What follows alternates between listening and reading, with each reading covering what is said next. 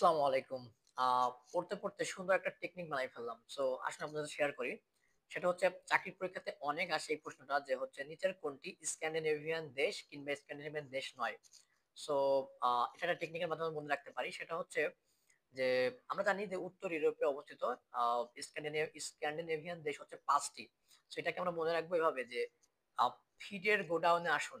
আমরা বলব হচ্ছে কি ফিডের গোডাউনে আসুন। সো ফিডে এবং আসনটা মনে রাখতে হবে। ফিডেতে হচ্ছে ফিতে ফিনল্যান্ড, ডেতে ডেনমার্ক, আসনে হচ্ছে আইসল্যান্ড, সুইডেন এবং দন্তের হচ্ছে নরওয়ে।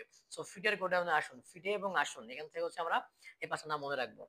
সো এটা যদি আমরা ইংলিশে বলি তাহলে এভাবে বলতে হবে there are 5 countries in Scandinavia in Scandinavian in the North Europe.